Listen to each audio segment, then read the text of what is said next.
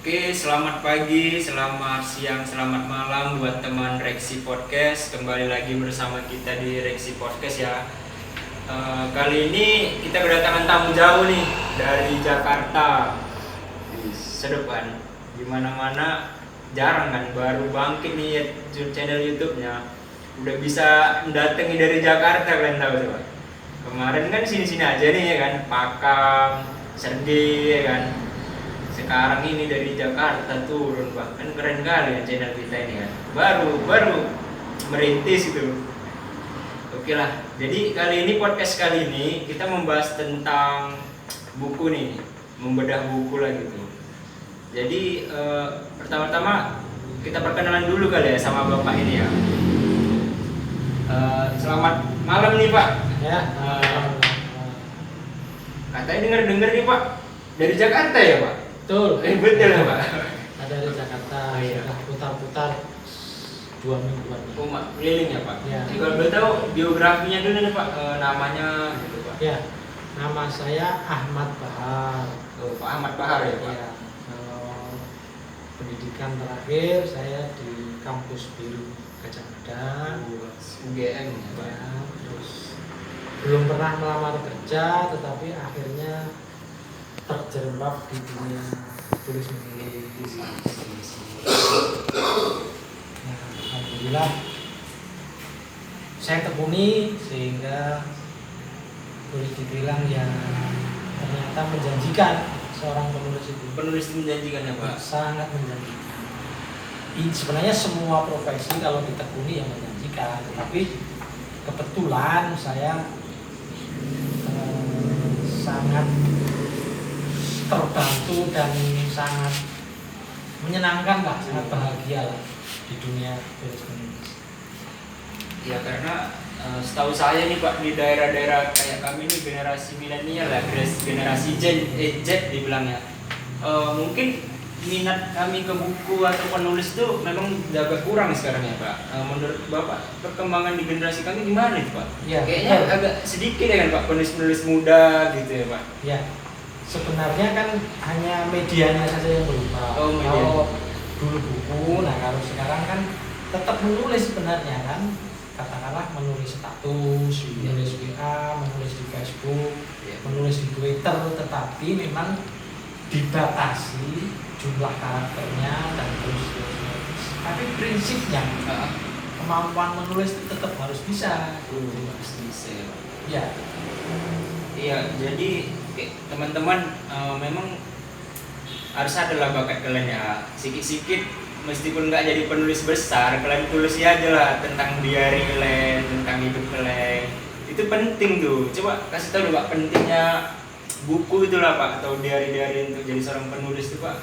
Ada motivasi gitu. Ya, jadi tulisan itu ternyata bisa merubah hidup seseorang.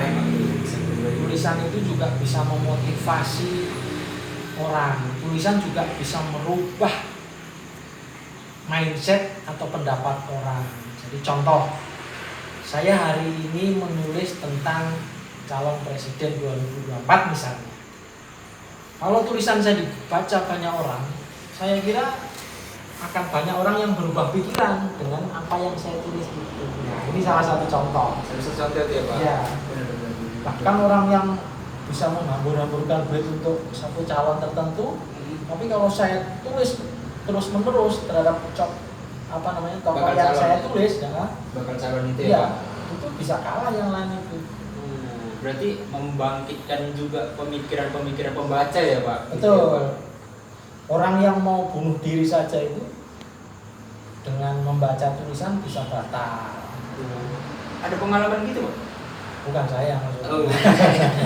Masih ada pembaca gitu Pak? Oh iya, ada. Berarti Ada pembaca. Jadi novel itu juga berpengaruh. udah jadi cara berpikirnya berbeda ya Pak. Iya. Pandangannya tentang karena membaca buku tadi jadi bisa berbeda ya Pak. Betul. Jadi termasuk orang terpengaruh dengan radikalisme dan lain-lain itu juga akibat membaca. Iya benar Pak. Dan kita tahu ya teman-teman, kalau buku itu kan memang jendela ilmu ya, jendela jendela informasi lah tuh. Jadi sebelum di era digital sekarang memang dari dulu kita itu memang dari situ tahunya, dari buku, dari apapun gitu. Bahkan saya pernah dengar nih Pak, untuk menghancurkan suatu negara itu sejarahnya dihapuskan ya Pak, kayak dari buku-buku tentang dikaburkan lah gitu ya Pak, sama-sama kolonial Belanda dulu gitu ya Pak. Iya, betul. Pecah belah dulu gitu ya. Betul. Jadi memang tulisan itu kalau terus-menerus diulang-ulang, misalnya nih menulis yang salah nih, tapi diulang-ulang gitu, orang juga akan terpengaruh. Iya sih, benar. Sebaliknya kalau kebenaran ditutup-tutupi dengan tulisan juga, sama juga akan hilang kebenaran. Jadi sebelum kita jauh nih Pak membedah buku, Bapak sebenarnya ada genre-genrenya nggak Pak di buku? Bapak ini lebih kemana genrenya? Saya lebih ke namanya entrepreneurship writing, menulis berwawasan ke depan. Jadi saya itu sangat suka misalnya menulis calon presiden, Oh, lebih ke situ ya Pak? calon gubernur, calon bupati misalnya. Kalau calon presiden itu sudah 4 buku yang saya tulis, alhamdulillah. Istilahnya kalau dalam bahasa sekarang ada istilah meramal atau memprediksi. Kira-kira berarti 4 buku itu hampir semua jadi Pak? Alhamdulillah jadi semua. Tapi mohon maaf saya bukan dukun ya. Jadi saya betul-betul Observasi gitu ya Pak? observasi, melakukan penelitian Ya Pak, memang ya benar. Observasi penelitian tentang calon-calon tadi kan, biografinya, dari perjalanan hidupnya, itu bisa memprediksi dia gitu ya Pak? Ya, jadi pernah saya pada tahun 99 menulis tentang biografi politik Kiai politik Abdurrahman Wahid. Gus Dur yang kita Ya, tahu ya, salah Pak? satu bab saya membahas pada saatnya orang ini jadi presiden. Alhamdulillah benar. Pada tahun yang lain jauh sebelum Pilpres gitu ya, saya menulis biografi politik Megawati Soekarno Putri. Sama, kira-kira saya sebutkan dalam salah satu bab, orang ini pada saatnya bisa menjadi presiden, dan alhamdulillah. Yang terakhir kemarin, bukan terakhir, 2014 saya menulis 9 alasan memilih Joko. Di dalam tulisan Joko itu kan ada O-nya 2. O yang pertama itu Jokowi, O yang kedua itu JK. Itu tahun 2013 buku itu sudah dicetak, sudah selesai. Padahal Pilpres baru 2014. Itu kan belum tahu siapa calonnya ya Pak? Belum. Udah langsung Alhamdulillah observasi ya? jadi 2019 sama Jokowi, tapi sebenarnya belakangnya Tito. Sebenarnya Tito ya Pak? awalnya ya Pak? Tapi karena karena Pak Tito nggak berkenan, akhirnya buku nggak bisa beredar, kita ganti namanya Jokowi Ma'ruf Amin. Alhamdulillah jadi ya Pak. Berarti kalau kalian pernah ini nonton film tentang ada tuh, aku lupa apa namanya. Pokoknya apa yang ditulis tuh terafirmasi jadi gitu. Ini kira-kira Bapak ini kayak penulis skenario Indonesia kayaknya Bapak ini kan. Nah, kalau yang hari-hari ini kebetulan alhamdulillah saya sudah menulis buku prediksi 2024 siapa presidennya. Oh iya Pak, ini kita masuk ke sesi ini boleh kali ya Pak? Iya. Bedah buku tentang kira-kira tentang apa nih kita bedah ya Pak? Kalau kebetulan judulnya wawancara imajiner dengan presiden 2024. Oke, mantap aja judulnya Lek. Oke Pak, lanjut Pak. Jadi kebetulan tokoh yang kita tulis di situ Anies Baswedan. Oh, Anies Baswedan. Ya, kenapa Anies Baswedan? Ini harus kita sepakati dulu. Ya, ini namanya kan kita wawancara imajiner. DPR, seolah-olah saat saya wawancara itu Pak Anies sudah menjadi presiden. Jadi di situ saya tanya bagaimana kesan Bapak setelah dilantik jadi presiden, bagaimana kelanjutan soal IKN, bagaimana di situ di buku itu ada semua. Oh, di buku itu. Berarti ini bukunya udah dicetak nih, Pak? Iya sudah. Sudah. Kira-kira kalau penonton ini mau baca itu di mana itu, Pak? Di Itu kebetulan ini cara jualnya sementara ini online. Saya kira online. boleh dipesan di sini juga lah, saya kira itu boleh dipesan Oh, di di sini. Demokrasi nih ya, Pak. Kebetulan ini kota, boleh saya bilang ini kota pertama untuk saya sebut launching buku di Kabupaten Deli Serdang. Gitu, Pak.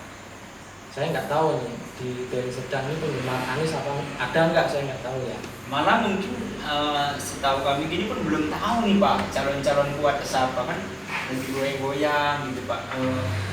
Emang sih dengar-dengar Anies gitu ya kan, Pak. Tapi Kenapa bukan Puan kalau Mas Hendra?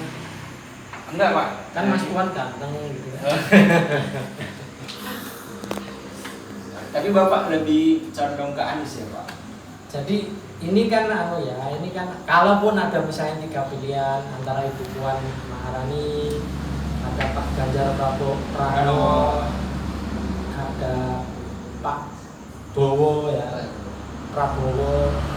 Ya saya kebetulan berikhtiar dari pengalaman menulis yang 4 buku, alhamdulillah benar. Ini seandainya benar lagi, ya mohon maaf sekali lagi saya tidak mau disebut buku, saya hanya menulis buku biasa saja. Berarti Bapak udah observasi jauh nih berarti teman-teman. Kayak kalau nggak sembarangan nih kalau penulis buku itu harus betul-betul datanya meskipun nggak boleh rancu gitu. Jadi Pak Bahar ini mengambil tema itu di bukunya itu tentang Pak Anies kira-kira nanti 2024 itu menjadi presiden di dalam isi bukunya gitu ya, Pak? Iya. Berarti apa kerja apa nanti di awal pertama? Betul. Gitu, Jadi Pak? kalau presiden-presiden sebelumnya kan ada 100 hari pertama, kan gitu. 100 hari pertama. Nah kalau Pak Anies nggak begitu. Jadi nggak ada 100 hari pertama. Iya, Pak. Semua hari pertama. Jadi Pak Anies ini kan orangnya kan ya tipologi orang bekerja.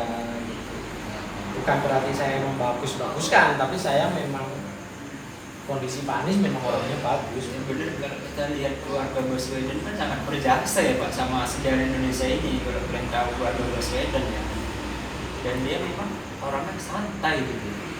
Bahkan tersandung gimana cara menjatuhkan dia kemarin aja, dia cuma bawa map 1 ya teman-teman. Berani dia dengan senyumannya masuk ke ruang KPK aja Mas. Iya.